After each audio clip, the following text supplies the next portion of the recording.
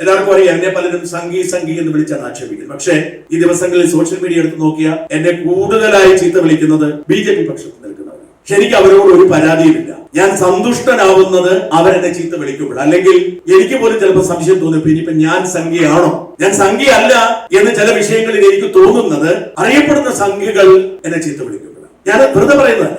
ഞാൻ എടുത്തിരിക്കുന്ന നിലപാട് സത്യത്തിന്റേതാണ് എന്ന് ഞാൻ പറയും. അവിടെയും ഒരു പ്രശ്നമുണ്ട്. അത് സത്യം എന്ന് പറയുന്നത് തികച്ചും ആപേക്ഷികമായ ഒരു കാര്യമാണ്. നമ്മുടെ വീക്ഷണത്തിൽ നിൽക്കുന്നതാണ് സത്യം. സത്യം ഒന്നേ ഉള്ളൂ. പക്ഷെ നമ്മൾ സത്യത്തെ വിലയിരുത്തുന്നതും പരിശോധിക്കുന്നതും നമ്മുടെ ചിന്തയിലൂടെയാണ്. അപ്പൊ ഞാൻ പറയുന്നു, ഈ ഞാൻ എടുക്കുന്ന നിലപാട് എന്റെ ഉത്തമ ബോധ്യത്തിലും എന്റെ സത്യസന്ധതയെന്ന് ഞാൻ വിശ്വസിക്കുന്ന ബോധ്യത്തിലുമാണ്. അതുകൊണ്ടാണ് ഞാൻ പറഞ്ഞത് എന്ത് ചോദ്യവും ചോദിക്കാം. കാരണം ഞാൻ പറയുന്ന അഭിപ്രായങ്ങൾ എന്റെ ബോധ്യത്തിൽ നിന്നാകുമ്പോൾ എനിക്കൊരു ചോദ്യത്തെയും ഭയപ്പെടേണ്ടതില്ല. എന്റെ ബോധ്യം എനിക്ക് ശരിയായിരിക്കുന്നിടത്തോളം, അത് സത്യമായിരിക്കുന്നിടത്തോളം എന്നോട് ചോദിക്കുന്നവർക്ക് ഉത്തരം പറയാൻ എനിക്ക് കഴിയും എന്നതാണ് എന്റെ ധൈര്യം. അതുകൊണ്ടാണ് ഇപ്പോഴും ഞാൻ നിങ്ങളുടെ മുമ്പിൽ നിൽക്കുമ്പോൾ എന്ത് സംസാരിക്കണം എന്നതിനെ കുറിച്ച് ആശങ്കപ്പെടാം. വളരെ ബുദ്ധിമുട്ട് പിടിച്ചൊരു പണിയാണ് സത്യത്തിനൊപ്പം നിൽക്കുക. പക്ഷേ അതിലൊരു സുഖമുണ്ട്. സുഖം എന്താണെന്ന് അറിയാമോ? ഇന്ന് ഒരാൾ സത്യം പറഞ്ഞാൽ അത് കള്ളമാണ് എന്ന് പറയുന്ന ആളുകൾ പിന്നീട് തിരിച്ചറിയും അതായിരുന്നു സത്യം. അതുകൊണ്ട് ഞാൻ പലപ്പോഴും പല ബോധ്യങ്ങളിൽ നിന്ന് പറഞ്ഞ സത്യങ്ങൾ പിന്നീട് പൊതുസമൂഹത്തിന്റെ സത്യമായി മാറുമ്പോൾ